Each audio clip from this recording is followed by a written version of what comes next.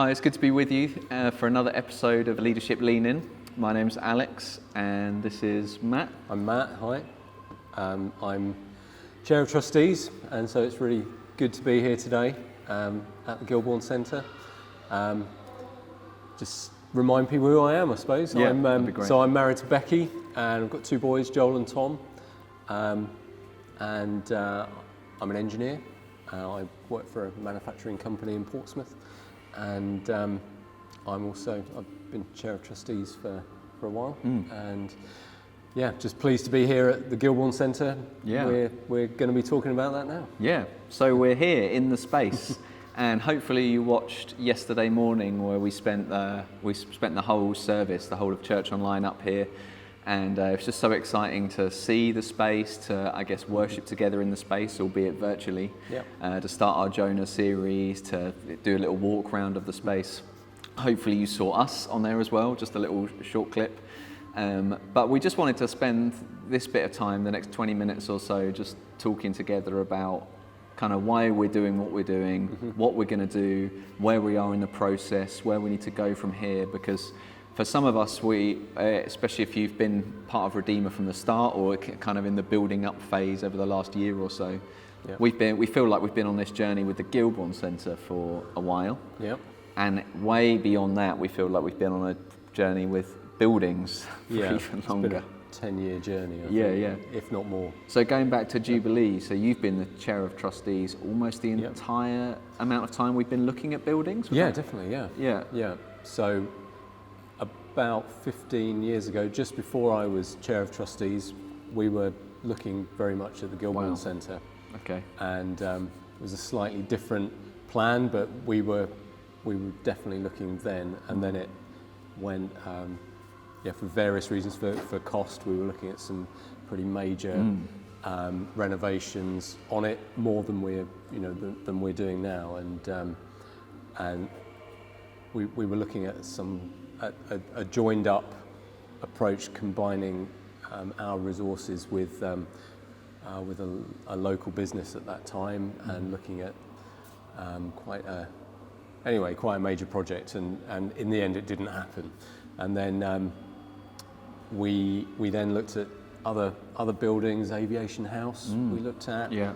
and then Unit S Yeah. in In East East Worthing, and then more recently Connaught House Yeah, we looked on the at, seafront. and now here we are back in the Guildbourne Wow. Centre. So you might have almost ended ready up to go. seeing, like going on this massive round circle.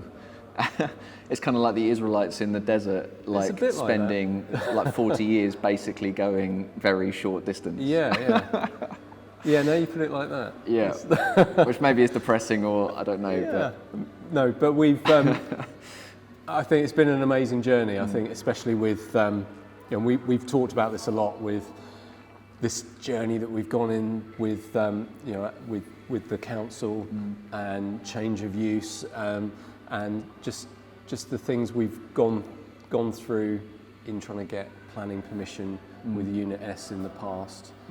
And I think really how we as a church family came out of that, even though it was, at the time we were very disappointed about the answer that we got, I think the way we carried ourselves in front of the council was amazing. Yeah. I remember taking my kids are 16, 18 now, but they were much younger, and we were sat in the council chambers with our kids, who were incredibly well behaved. For something that was actually quite a long and drawn out, boring process, but I think it just put us in a really good long-term relationship with the council. And now here we are, having recently got change of use for this space. Yeah. So that was pre-lockdown when we've got change of use most recently, like in February, I think, or something like that. Yeah. So it just feels like a lifetime ago already. So what we thought we'd do is we'd just start by saying what we're planning to do here and why we're doing it. Kind of, for those of you that have been part of this journey the whole time, we just want to re-engage our heads and our hearts. Oh, look, the lights have gone out. I don't know if that's a sign that we've already it's a sign of things to come, of us not paying our bills, or so. whether it's just an automatic light. Hopefully just an automatic light. So hopefully you can still see us and we're not just suddenly in the dark. So the next time somebody else walks around randomly, the lights will pop back on again. Yeah. So it might be a bit on and off. Sporadic, yeah. So we're going to talk about what we want to do, but really why we want to do it, what's the reason for us doing this, and then we just want to spend a bit of time talking about some more of the technical stuff, finance, the lease process, the builders, I guess some implications of COVID-19 and just what we think about that.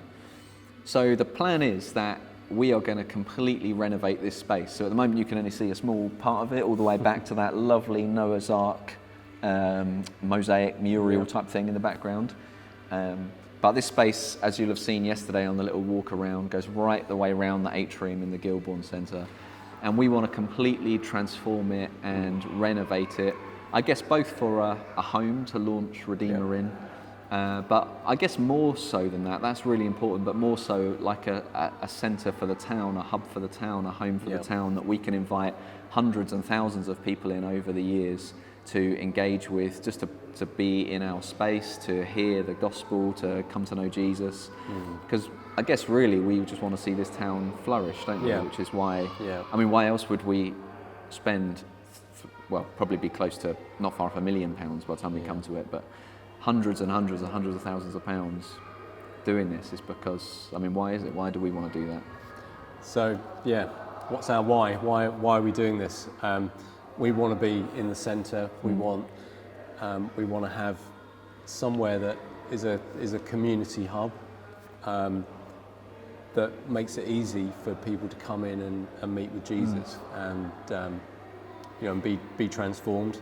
And what a great position to be in. So the Guildbourne Centre is it's been this space here has been like this for 20 years, I think, and so it'll be fantastic to be able to transform it and it be a place for for people in the town to come to, and be our space 7 days a week.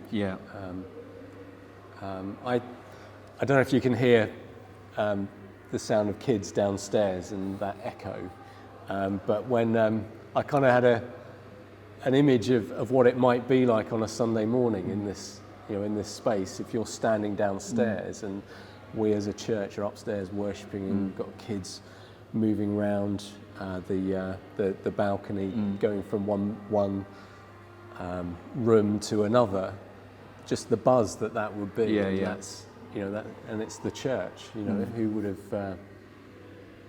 It just feels like that image just gets me really excited about what it could be like.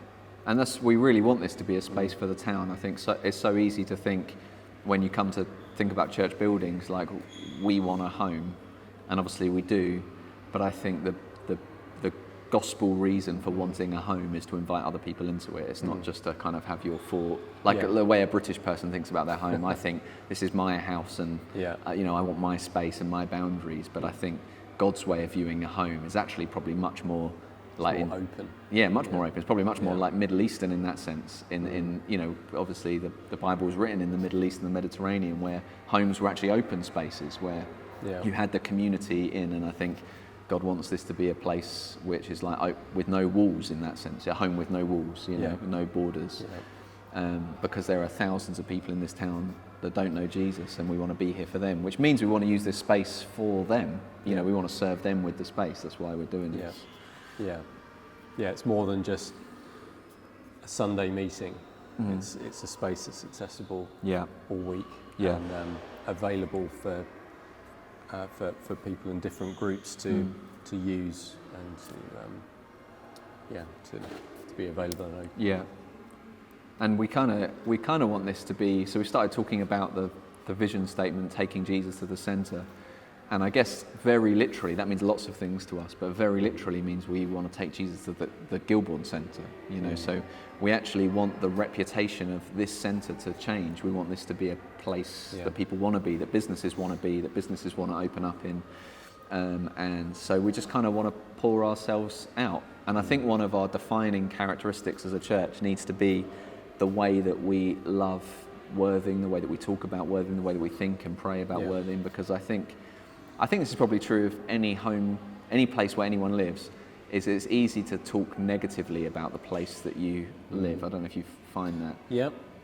It's easy to think of the negatives, like what are the problems with Worthing, what are the issues, and you don't want to ignore that. You don't want to say, oh, it's just this perfect paradise that there's no problems in, but you kind of want to see it from God's perspective and talk highly of the place that you live, because God thinks highly of that place. And it's interesting, actually, in this lockdown time, Becky and I were talking about what are the positive takeaways from it. If it's been a challenging situation, isn't it? But I think for me, just really appreciating where we live in the country, and Worthing as a place, I think I've just really grown to appreciate what a great place it is to be. And for me, that, like you say, it's easy to talk down a place, but I think actually we've got so much to be grateful for in living here. We're so blessed to be where we are, and I just think it's just such a great place to be. Yeah. And I think that should characterise the church, really. I remember talking with a guy who was going to be part of a church planting team in another town, and I just remember this experience of talking to him and him really, really, really talking down the place that he was moving to. and I understood everything that he meant. It's not like I disagreed in the detail of what he was saying. Yeah. But you just think, if we want to see ourselves as missionaries who bring Jesus to the centre, if we don't catch Jesus' heart for this town which he loves, like when we're looking at the book of Jonah and God says, shouldn't I have pity on this great city of Nineveh, which was characterised by like brutal violence and injustice. I mean, by most accounts, probably an awful place to live unless you were very powerful or very wealthy. But actually God says, this is a great city and I'm going to have pity and mercy on it because I care about it. Yeah. I think we should talk about Worthing like that. We love it and we want to see it flourish. Yeah, definitely. In so many ways, like economically with businesses, but socially, like we're thinking about families and schools and the way our town functions and mental health in our town. And so many ways that we want to see it flourish. Yeah, yeah. So maybe it'd be helpful just for us to talk about where we are in the process and I guess some things coming up. So like you said, we got the change of use back in... Which is amazing, back in February. Yeah, amazing. It's easy to forget, but that was a very important and it does feel like a lifetime ago, doesn't it? There's a lot happened. A lot has happened in the next quarter, but that was incredible. And because it felt like I spent the best part of a lifetime in that meeting, talking about trees and other things. Yeah, that's right. But yes, that was very important. But so where we are now is that we've agreed, in theory, all of the terms for taking on this space, which did take a long time, and that was probably one of the impacts of the coronavirus. Yeah, is that everything slowed down. But we are now just waiting for the final documents to review, go through as a kind of trustee leadership team, and to sign those. But in terms of the actual legal process, that's finished now in that sense. Yeah. So we're just waiting we're setting up a meeting with the solicitor, so the solicitor can take the trustees through line by line through that contract and what the implications are. I think the delays have been around crossing T's and dotting I's, haven't they? And just making sure that we're fully protected as a lessee, so as a group that are leasing this place, and protecting us from eventualities that mean we're out of pocket. So that's we've been making sure that we're protected from that. Yeah, we really wanted to make sure that either if the centre went bankrupt, which obviously in the current climate is probably a little more likely than it was 6 to 12 months ago. Certainly on the risk register, isn't it? Yeah.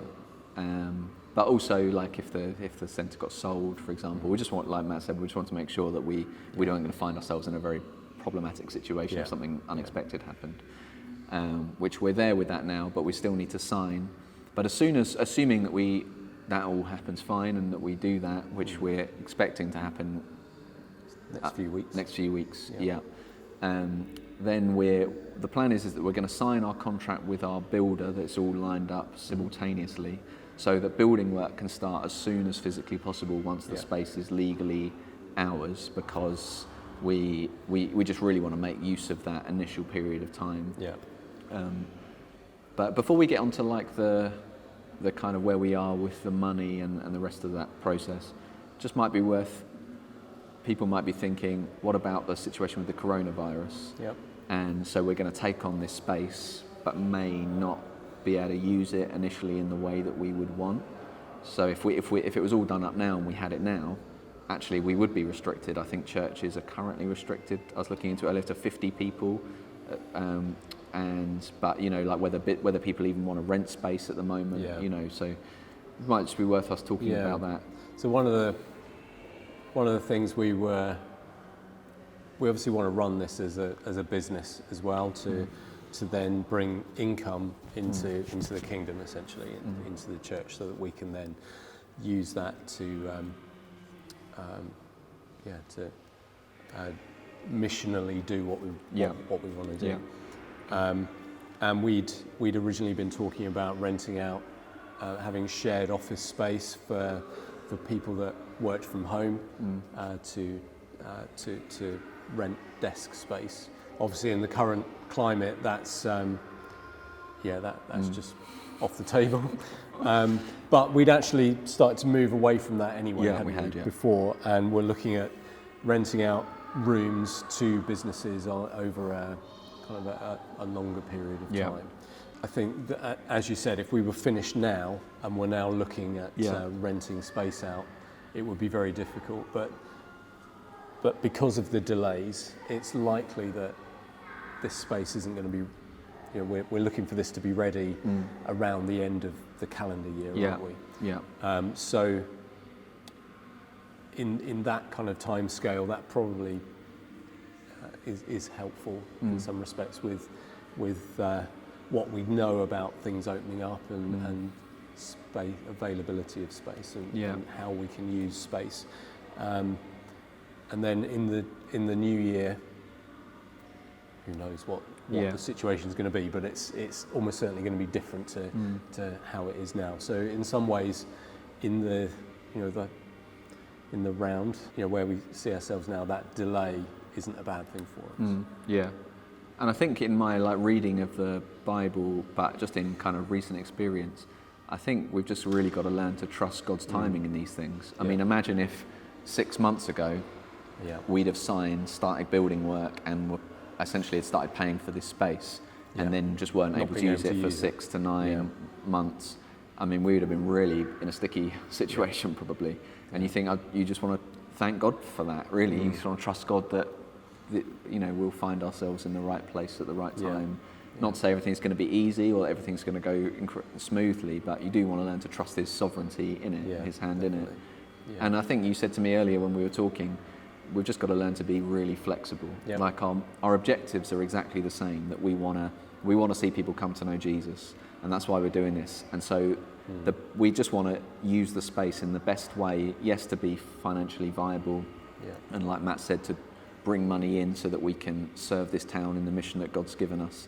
But we just want to be flexible about how we use this space. If it's going to be office space, and we think that's the best way in the moment, let's use it for office space, with flexible office space. If we think it's going to be renting out to businesses, groups, as you know, for training, and we'll do that. If we think it's going to be something else, I don't think we want to be so fixed to a plan as to the mission and kind of bend the plan. Yeah, we're in the whole COVID situation, people, maybe it's a bit overused, but talk about new normals and what that's going to look like. And I think over the next, between now and the end of the year, that's going to become clearer to everybody in what normal looks like in 2021. And so we've got some time, haven't we? While the building's being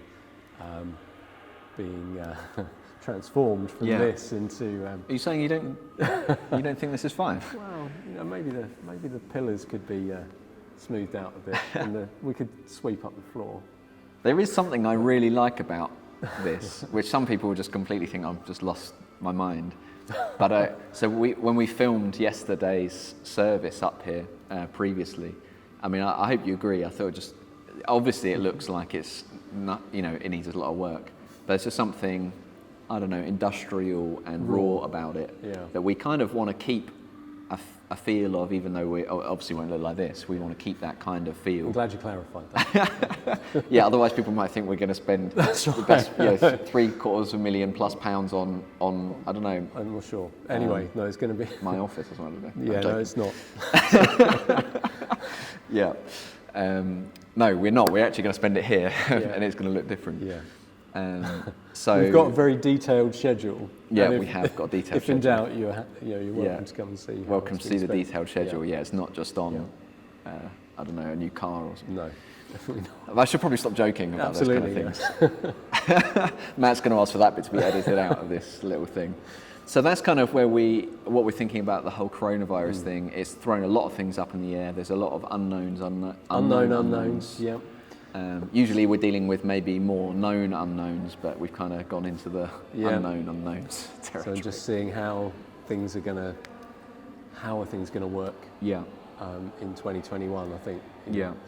We can kind of see how things are unfolding in this year. Yeah. I think really, we're looking at next year. Yeah. To see what normal looks like. Yeah. And I think though the way that we want to think about this is we could naturally think about this pessimistically to think, okay, is this the right moment to be doing this? Should we be putting the whole thing on hold? Should we kind of mothball it all together? The town centre's really going to struggle. All sorts of, we're not sure how we're going to be able to meet as a church and what we're going to be able to do, and using the space and all of these things. But I think whilst we really need to take the situations we find ourselves in seriously, we don't want to be, ignorant or naive or anything. I think actually this is kind of, it's increased the need and potentially the opportunity, because if we're serious about changing the trajectory of our town and redeeming not just this space but the town as a whole and taking Jesus to the centre, I think that's never been more needed than now. And I think to have a people moving into the town centre almost prophetically to say, even when some businesses are going to close and stuff's going to struggle, we want to bring Jesus here, I think is far more powerful than it would be in affluent, flourishing times. And so I think the opportunity's only increased, and that kind of makes me more passionate about what God's given us to do than before, I think. I think even before COVID, there was a lot of talk about what town centres were going to be like, and town centres transforming, and there's been there have been reports about how they will transform into shopping malls, turning into community places and community centres, and so I think we're very much on that path, and I think that's only going to become more important. In this time. Yeah. So that's where we are in the terms of just going back to the process. So change of use, we're hopefully going to sign the lease soon, including engaging with our builder. Then building work hopefully is going to start as quick as physically possible. Yep. That might take a bit longer than we thought now, because there's been some disruption with like supply chains and getting materials. Different ways of working with PPE and things, and just how that works. So that one might take a bit longer. Yeah. So where we are financially with the whole thing is that as soon as we sign the lease, for those of you that really generously pledged to give money, and maybe some of you even pledged to loan us money on top of that, we're going to be asking for those in straight away as soon as we sign that lease. Yep. And assuming that they come in as we expect, then we'll have enough money to completely finish what we're kind of calling phase one, which is just all of the building work that we want to do. We think we're going to have enough money for that. Yeah. But then beyond that... So that building work, that's essentially the shell. Yeah. And it gives us rooms that we can use. Yeah. It's like a vanilla box. Yeah. So that's lighting, flooring, toilets, plumbing, electrics, doors, walls. But yeah, like you say, it's a shell. It's probably a nice looking shell. But everything else, what stuff like chairs, like if we needed a new PA system, appliances in the kitchen, like toilet roll holders, stuff for the wall, stuff. I guess what we've done is we've tried to go as simple as possible in the building phase, which gives us a shell, But say, for example, we wanted to build, I don't know, a wooden bar where we want to serve coffee from, for example, or things like that. None of that kind of stuff is included, or we want to build benches in, and so all of that stuff we're going to have to do on top, which means that we can do that in phases. So we've obviously got to think, what do we need to use the space, and how do we want to serve the town, and what do we need to do that? But it might be that we buy some stuff in new initially because we think that we need that, but actually we think, no, we could do with that second-hand or begged or borrowed for a while. But we are going to, in some way or form, we're going to have to engage in a big process of raising a lot more money. We kind of initially talked about a figure of about £150,000 if we wanted to kit out the space exactly how we would want it, with everything, bought new as we would want it. So we could, like we said, we can do that in phases, but we're not talking about a small amount of money that we need. We need another chunk. Yeah. I think the important thing there is the phasing as well, isn't it? And how that. Yeah. It's not all of it straight away. Yeah. In order for us to start meeting. Yeah.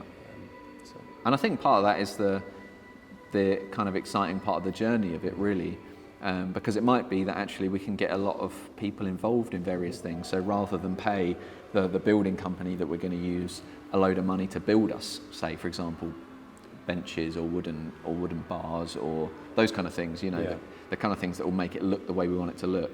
It might be that there's actually those of you who maybe could give it some time, and actually we could kind of do some of those things together. Yeah, it'd be really nice to get that personal touch, won't it?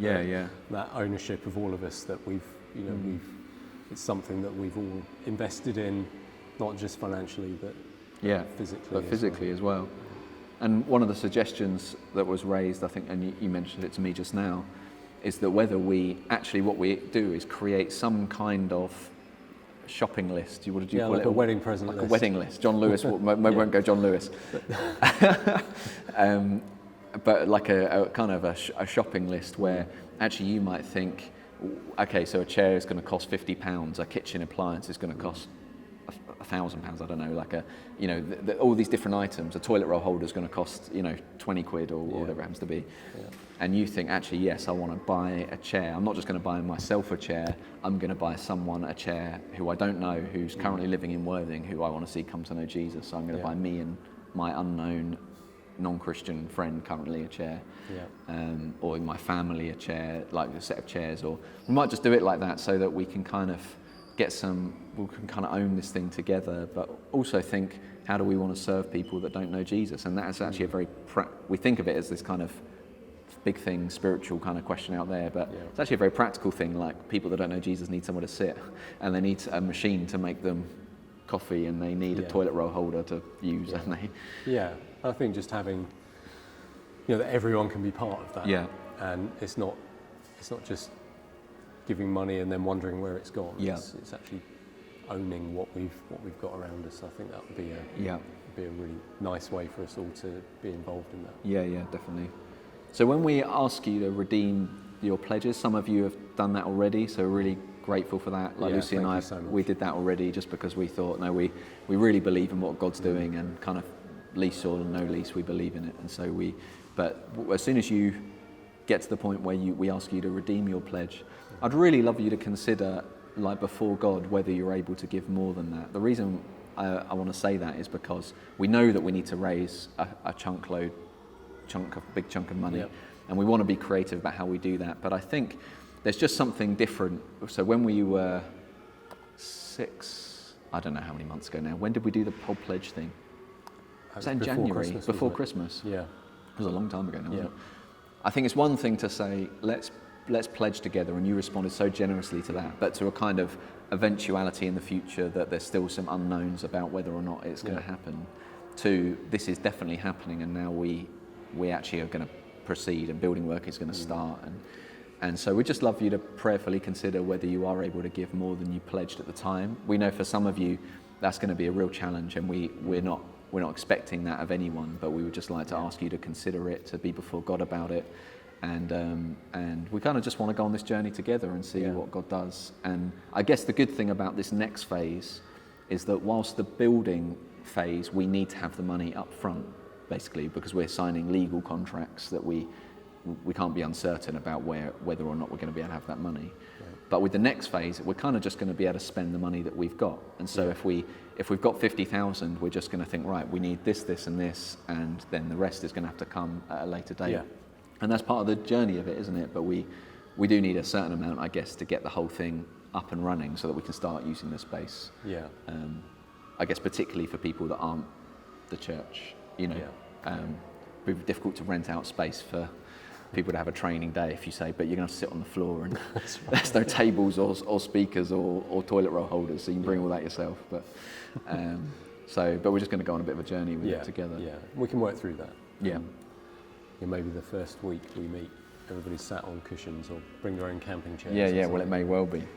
Yeah, like the evening we were here, if you were part of that, not far off a year ago now, we all brought our own camping chairs and things, and something quite, I don't know, exciting about that initial stage of the journey. Yeah. Communal and just seeing it coming together and just being on that journey and seeing it transformed over time. So I guess we wanted to do this just to kind of re-engage ourselves in this whole process. But the plan is that we're going to go into communication overdrive as soon as we've got some certainty about things moving forward, both for our sake together as a family on a mission, and in terms of what we're doing and what we can be praying for, what we can be dreaming about, thinking about, what we're asking us to do together. But also we're going to try really hard to communicate with the town, because these early moments, like when we started Redeemer, like when we first launched Redeemer physically, whether that's here or not, and when the process of changing this space, these are unique moments to engage the town that we'll never get again. This is, like you said, this has been disused space for 20 years, and people are going to. It was in the paper, wasn't it? Church gets change of use for the Guildbourne Centre. Everybody knows this centre and what it is. So it hit the papers. Yeah. And I think we'll find that we get a lot more of that, and we actually want to capitalise on that. We want people to think, I really want to know what's going on up there in the space. Yeah. So we're going to do a lot of that as we go. Yeah. I mean, jumping back to to getting change of use, I think that the councillors, some of the phrases were like, well, just sounds like a fantastic idea. It's a no-brainer. Yeah. And all those kind of things. The people are behind it outside the church. So we need to make the most of that. Yeah. So just to finish then, just things that we'd love you to pray for. So we'd love you to pray for the leaders, particularly the trustees, but others as well, involved in the kind of the decision making of this process. There's a lot of decisions to make, and we just really want wisdom. We want to hear from God, but we want to make decisions with our eyes open, with our kind of heads switched on, and so just pray for us in that regard. We'd love you to pray for the signing of the lease, the finances that we need to raise, but also we'd love you just to start praying what we could see happen in this space. What does it look like the video we watched yesterday? What does it look like when Jesus is at the centre of Worthing? That's why we're doing this, and so we want to start praying and owning that together, so that we can dream about what God's going to do. We want this to be a place that people recognise if they come here, they're going to meet with Jesus, and they're going to find Jesus. And that's our why, isn't it? That's our reason for doing this. And that's why we're so excited about being in this space. Yeah. So we always want to keep coming back to our why. Why are we doing it? Yep. So thanks so much for tuning in to this episode. Just to say, this is the last one of these for a little while. So there's only going to be one of these during August, probably towards the end. But if there's stuff that we need to communicate with you, we'll obviously do that. We'll do that through groups, we'll do that through other means. And I hope you found these helpful over this last period. We're going to keep doing things like this in the autumn, so that we're all kind of, on the same page together. But thanks so much for joining us. Thank you. See ya.